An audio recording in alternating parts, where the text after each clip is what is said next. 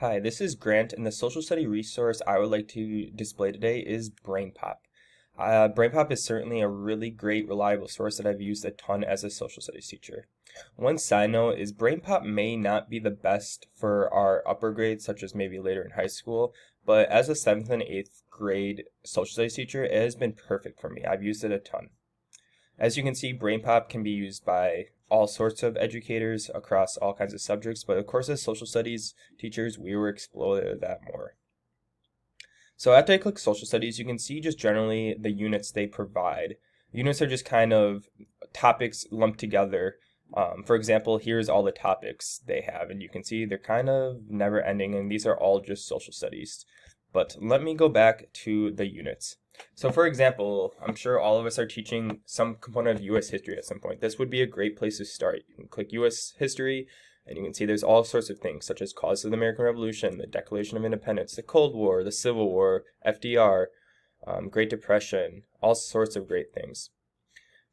And something I use early in the year, a specific unit I teach for 8th grade is Unit 1 is Economics and Unit 2 is Personal Finance. So you can see often what I would do when I taught those units is the first thing I would do is I would click on economics or financial literacy. So I'm going to click on economics and it's going to take us to all the economic topics that BrainPop provides.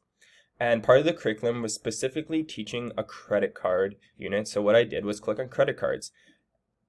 And you can see all this stuff is provided. And for each of those topics that we just saw, roughly each topic includes the same components that you can utilize, which are all great. And often what I'll do as a teacher is I'll front load vocabulary to my students and front load other information, just general information on the topic. So for example, my credit card day when I taught credit cards, we would front load some vocabulary that I thought was crucial, vocabulary that would be brought up in this video that I'm about to go over. And then I'll just front load the information and explain it to the students.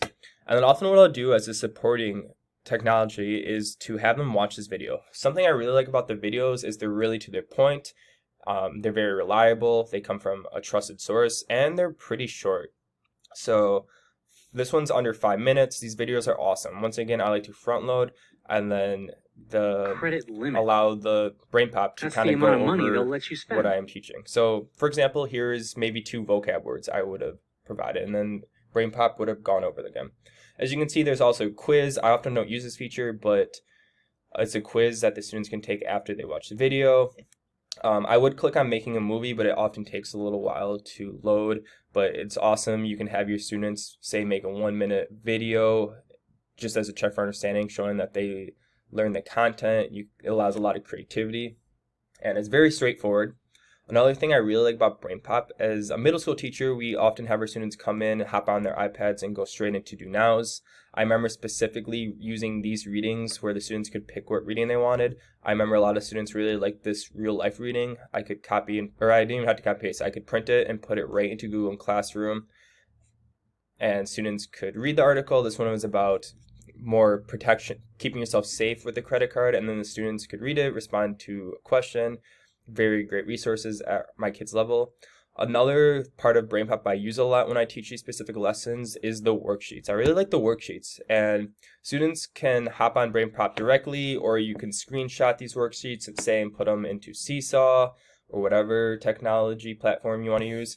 But for example, here's one for the credit cards, going over some kind of those vocab words for the credit card, and then they have a true false thing, kind of going over what content we just went over. So overall, very great. Another thing I really like about BrainPop is that on their main page, if you scroll down and you click on Educator's website, you can hit lesson plans and say what I'm teaching right now in my 7th graders is the foundations of the country. So that includes the American Revolution. So what I'll do is type in, as you can see I already did it, was American Revolution. And it will already provide lesson plan ideas. You can filter it to lesson ideas, videos, lesson plans, printables, state standards. But see right here, causes of the American Revolution, something I had to teach. And they have full-on lesson plans for, as you can see, this one fits my grade level. I can peruse this, and it really often does have a really good, straightforward lesson plan. But yeah, overall, BrainPop is certainly worth checking out. I would highly recommend it. I have used it a ton. And just overall a really great resource.